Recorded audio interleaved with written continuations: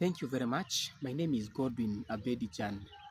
I'm a journalist and I work with Radio Patches as an editor. I'm also a member of Arua City Journalists Association, shortened as ACJA. And at ACJA, I happen to be the treasurer for the association. Now, this is to bring us together as journalists within Arua City and beyond, together with the stakeholders, belated though it is, for us to keep remembering that journalists pass through a lot.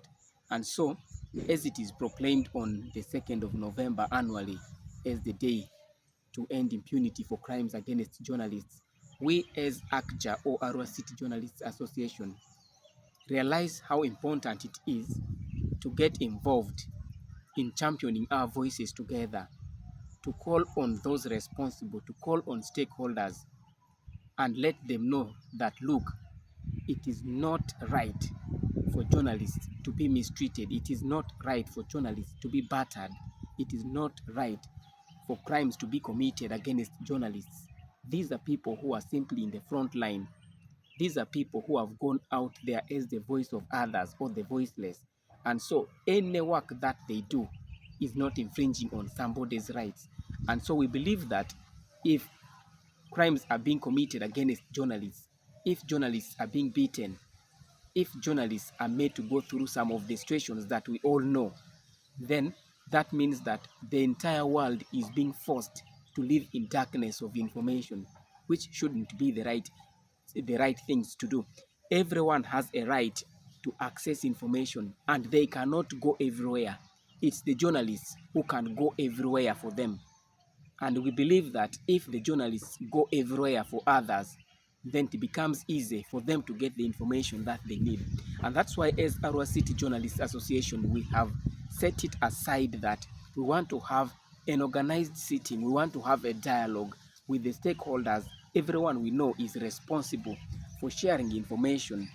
Everyone who is a stakeholder of information, a stakeholder of development, a stakeholder of human rights, to ensure that, yes, much as the challenges come, much as people look at the work we, the journalists, do as a challenge to them, some even look at it as we are risking their lives. But then why we are doing it is not because we hate them, not because we hate their professions, but we are doing it for accountability. We are doing it to make a check on them, to ensure that, yes, this is what you're supposed to do. When we report about something that somebody has done wrongly, it is not because we hate the person, but we are telling the person there's a better way, or you are supposed to do it in the right way. And I want to believe that if people pay keen attention to what journalists do in the line of our own professions, I think the world is better when the journalists are allowed to work without any infringement on their rights and the duty that they perform. And so, as Arua City Journalists Association, we are so proud and happy that the public accepts that, yes, there's need for information flow and there's need for us to have journalists. And in the event of having journalists, these challenges do come. We are heading towards a tense moment, the elections. The electioneering process is on, and we already see what is happening.